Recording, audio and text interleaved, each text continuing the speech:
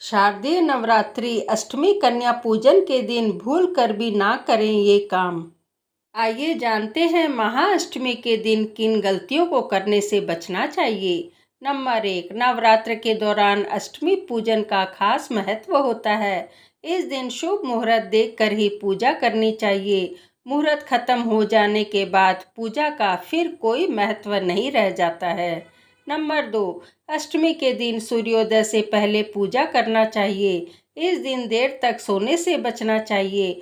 ब्रह्म मुहूर्त में स्नान करने के बाद पूजा करें। नंबर 3, विष्णु पुराण के अनुसार अष्टमी पर पूजा के बाद दिन में सोना नहीं चाहिए। ऐसा करने से साधक को पूजा का फल नहीं मिलता है। नंबर 4, अगर आप अष्टमी के दिन व्रत रखते हैं तो कन्या पूजन से पहले कुछ भी ना खाएं। कन्या पूजन करने के बाद विदा होने के बाद ही व्रत का पारण करें। इससे माता रानी की कृपा आपके ऊपर बनी रहेगी और उनके आशीर्वाद की भी प्राप्ति होगी। नंबर 5, इस दिन दुर्गा चालीसा मंत्र सप्तशती के पाठ के समय किसी से भी बात करने से बचें। इसका फल नकारात्मक शक्तियाँ ले जाती हैं।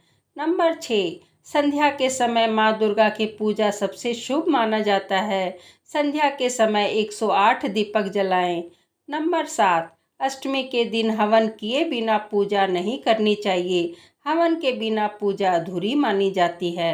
नंबर 8, अष्टमी पर नीले रंग के कपड़े नहीं पहनने चाहिए। इससे घर में नकारात्मकता आती है। इस दिन पीले रंग या फिर लाल रंग के कपड़े पहनने चाहिए। ये बहुत शुभ माना जाता है। नंबर 9, अष्टमी के दिन माता दुर्गा को जब हम नारियल समर्पित करते हैं, माता को नारियल चढ़ा दें, लेकिन विधान के अनुसार अष्टमी तिथि को चढ़ाया नारियल फोड़ना नहीं चाहिए। मान्यता के अनुसार माता दुर्गा श्रीफल यानी नारियल में शयन करती है, इसलिए अष्टमी तिथि पर नारियल फोड़ना वर्जित है। इस नारियल को आप नवमी तिथि के दिन फोड़कर माता को चढ़ा सकते हैं। नंबर 10, महाअष्टमी तिथि को माँ गौरी की विशेष उपासना करें। माँ गौरी का रंग दूध के समान श्वेत और अमोघ फलदायी है। गौर वर्ण के कारण माँ देवी महागौरी कहलाती है। मान्यता है कि माँ देवी की पूजा से मनुष्य के सभी पापों का नाश होता है। यही वजह है कि माँ गौरी को सफ़ेद चीज़ों का भोग लगाया जाता है। नंबर 11, इस दिन नारियल का दान करना भी फलदायी रहता है। इससे माँ देवी भक्तों को सभी मनोकामनाएं पूर्ण करती हैं। सौभाग्य और आरोग्य का वरदान मिलता है।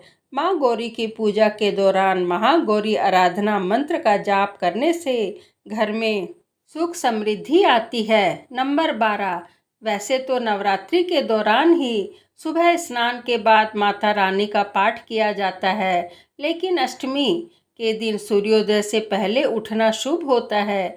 इस दिन गलती से भी देर तक ना सोते रहें। अगर आपने व्रत नहीं भी रखा है तो भी उठकर स्नान करें और पूजा जरूर करें। नंबर 13, अष्टमी के दिन हवन किए बिना पूजा करने की गलती ना करें। हवन किए बिना नवरात्रि की पूजा अधूरी मानी जाती है। ध्यान रखें कि हवन करते वक्त आहुति की सामग्री कुंड से बाहर ना जाने दें।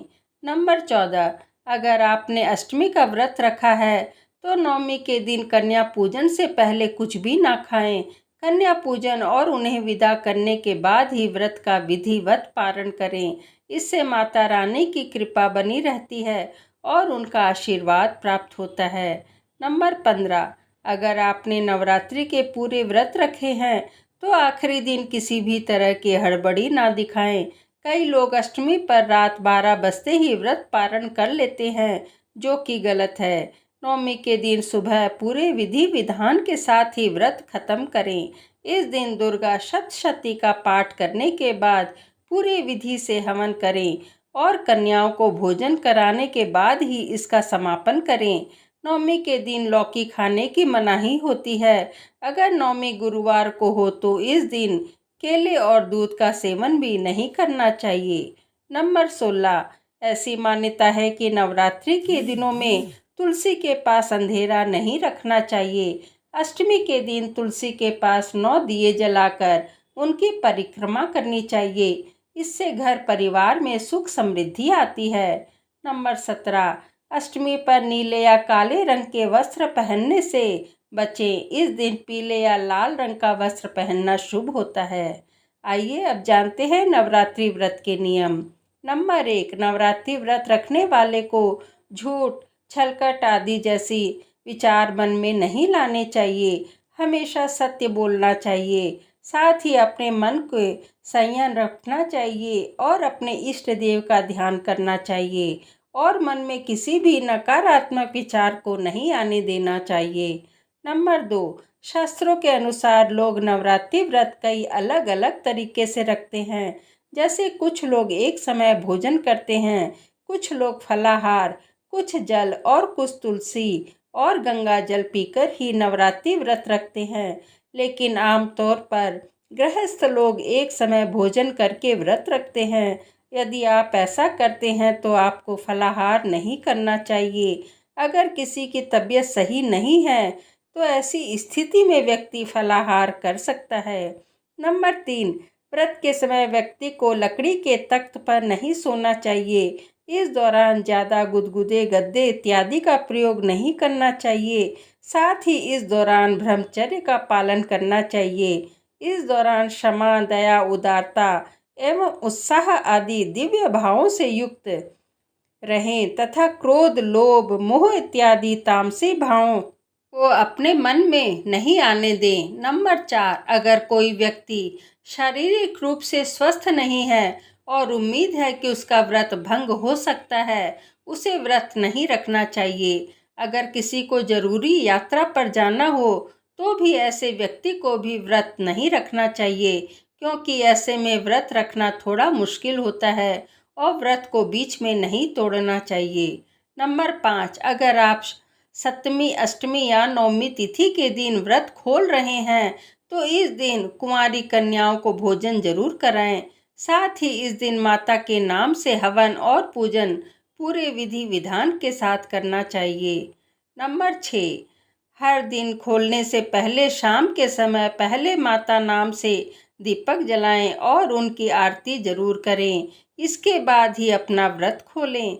इसी के साथ जो लोग फलाहार करते हैं तो उन्हें इस बात का ख्याल रखना चाहिए कि खाने में साधारण नमक की जगह सेंधा नमक का प्रयोग करना चाहिए।